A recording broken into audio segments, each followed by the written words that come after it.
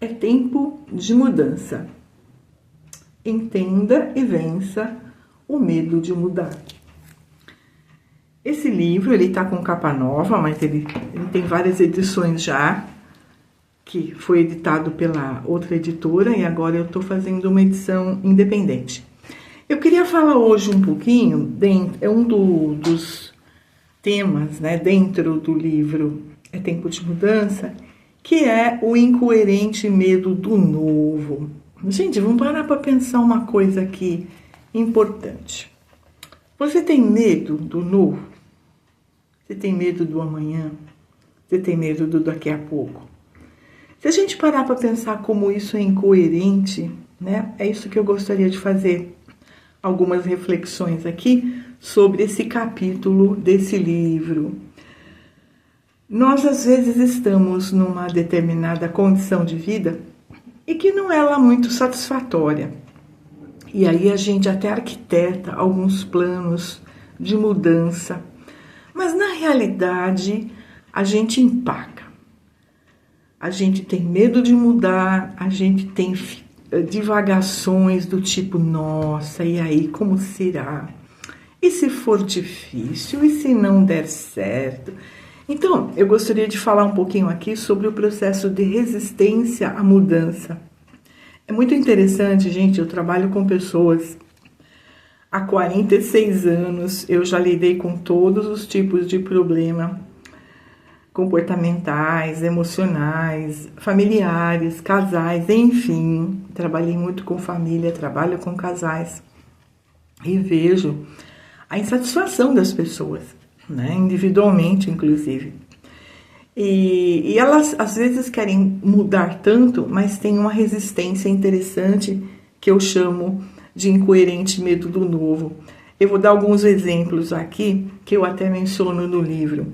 Por exemplo, uma mulher que quer muito um relacionamento. Sabe aquela pessoa que namora e começa um namoro, termina, começa outro, e ela fica assim, se sentindo meio frustrada porque ainda não tem um relacionamento legal.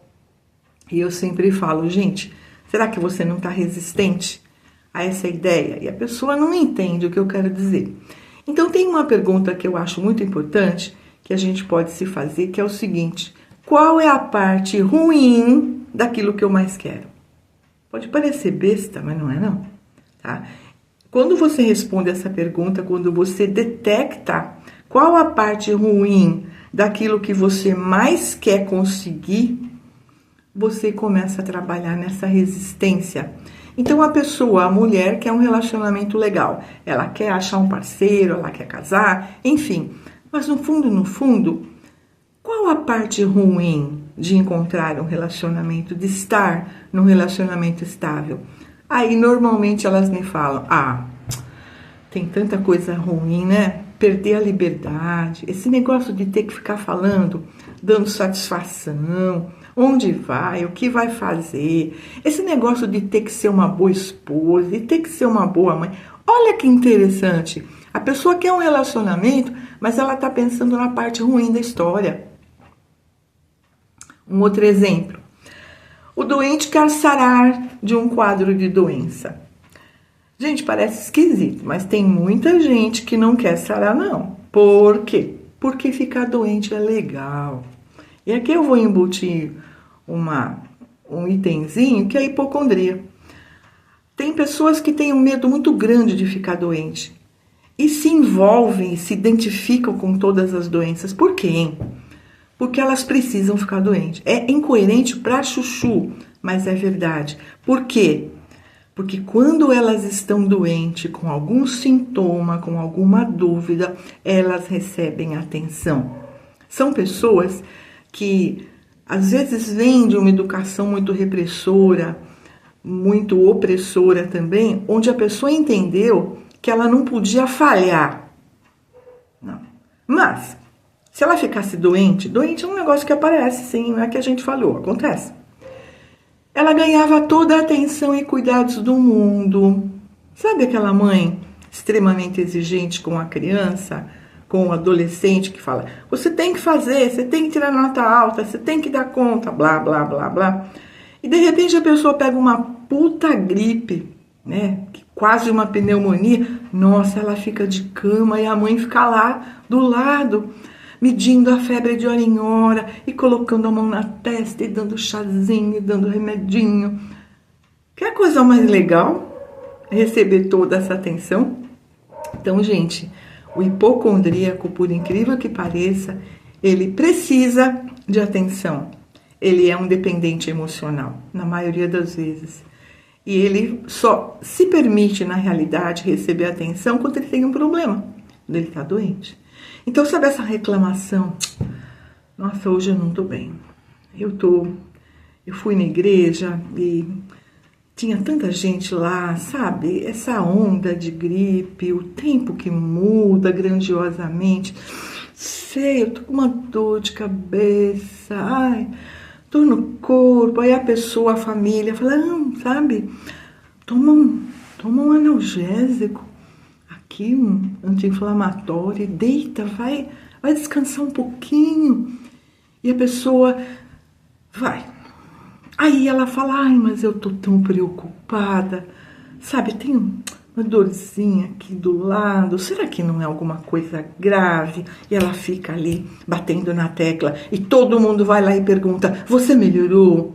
Nossa, e aquela coisinha que tava ali te incomodando, como é que você está? E a pessoa, lá no fundo, ela tem um prazer enorme. Por quê? Porque ela está recebendo atenção, cuidados, aquele olhar de que, nossa, coitada de você, como você sofre.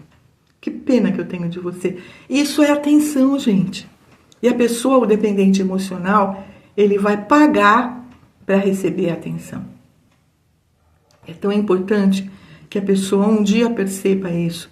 O dia que a família perceber que aquilo é uma cena, tá?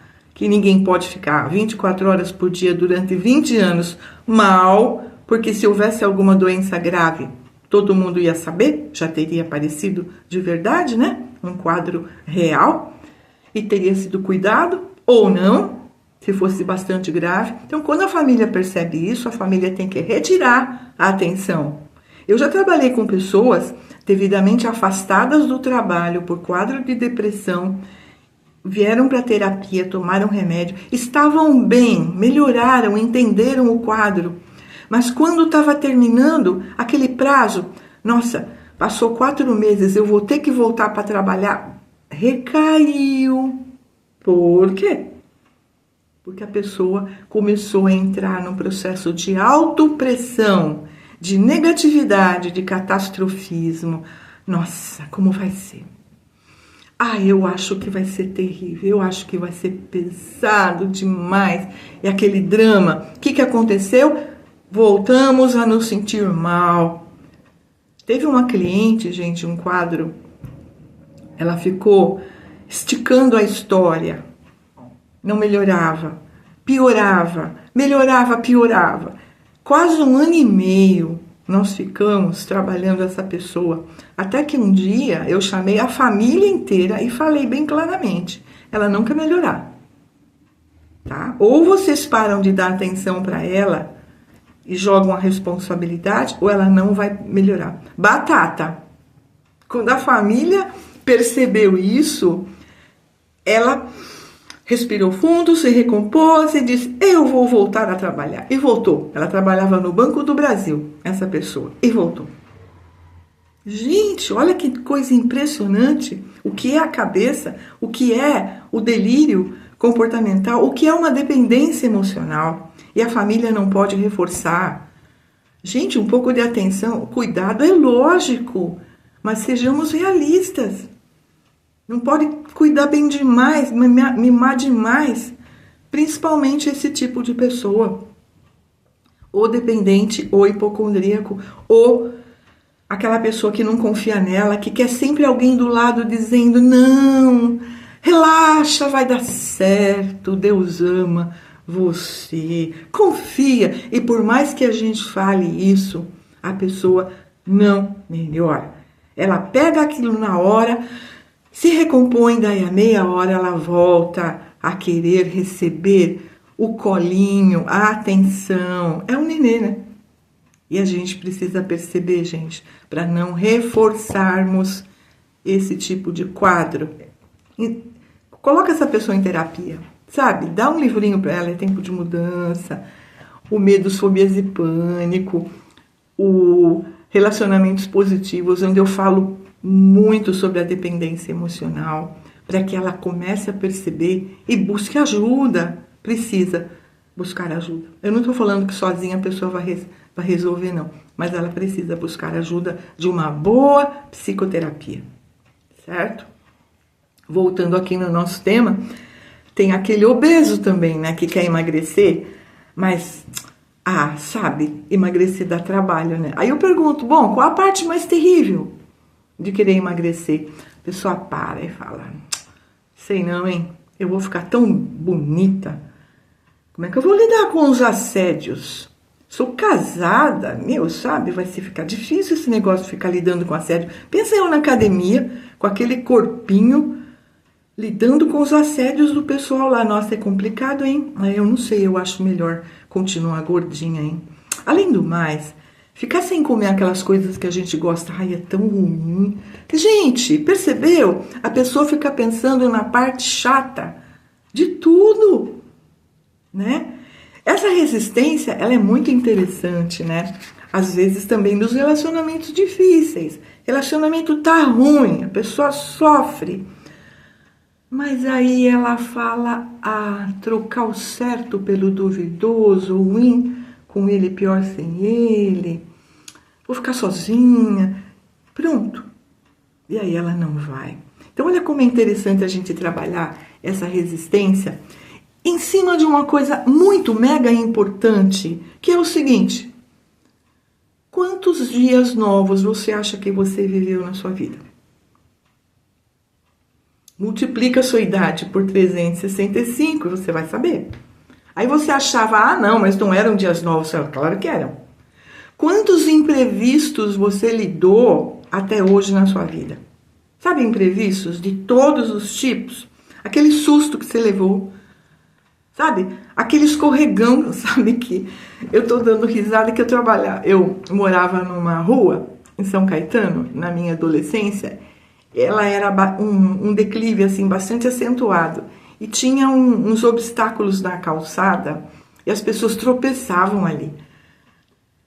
Não é que elas queriam tropeçar, elas tropeçavam. E eu e uma turminha, a gente ficava olhando e dava risada. Quer dizer, olha que coisa, né? Mas era muito interessante, acho que todo mundo tem essa reação, né? Principalmente nessa fase aí da adolescência, um certo maquiavelismo, né? De querer ver o outro se ferrar, é mais ou menos isso, né? A pessoa levava uma bolada na escola, todo mundo no final das contas achava interessante. Então, mas faz parte de um momento, mas não interessa. É um imprevisto.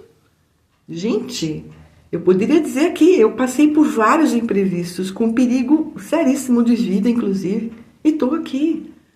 Sabe? Quantos momentos delicados nós já tivemos na vida e nós lidamos.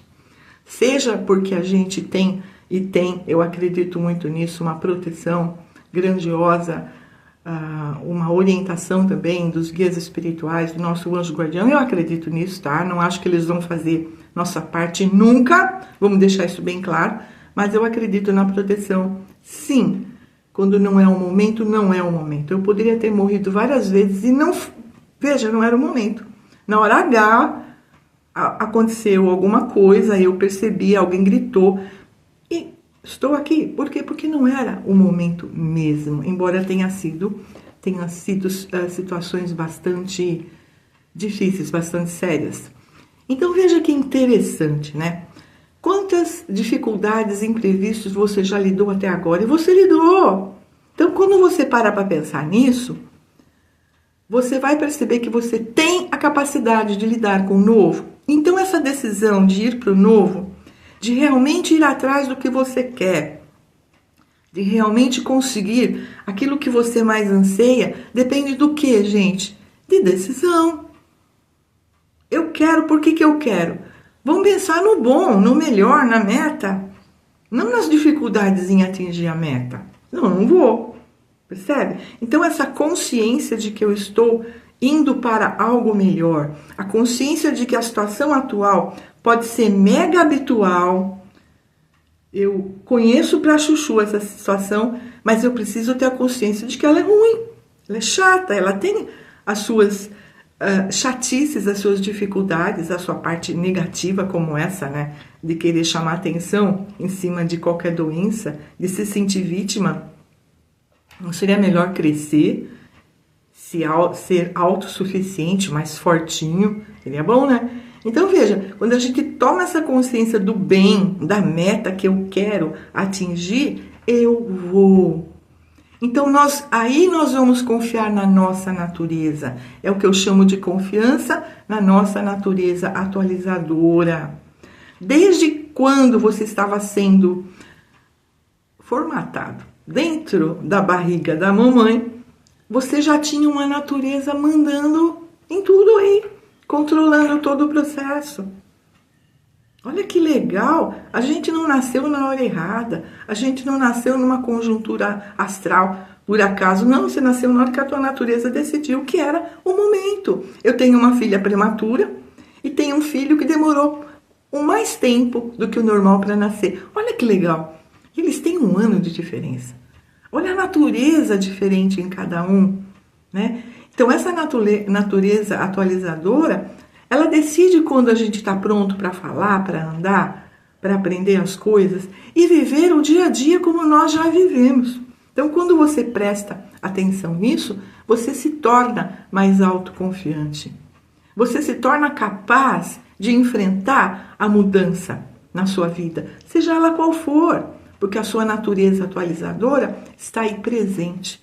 Então, ter essa consciência dessa presença, ter a consciência da presença do seu sentir, da conexão, do sentir bem, que ajuda você a fazer escolhas sensatas, boas, é perfeito.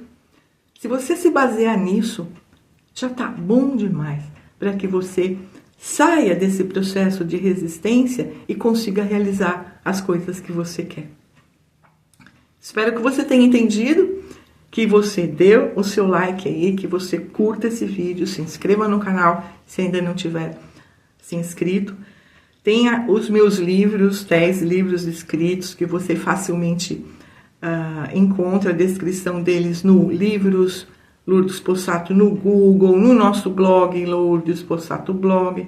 Então, estou aqui também à disposição para resolver dúvidas. Deixe o seu comentário, que é sempre interessante. Decida, sugira novos temas, tá? E eu agradeço pela sua atenção. Namastê! Até o nosso próximo vídeo. Fica com Deus.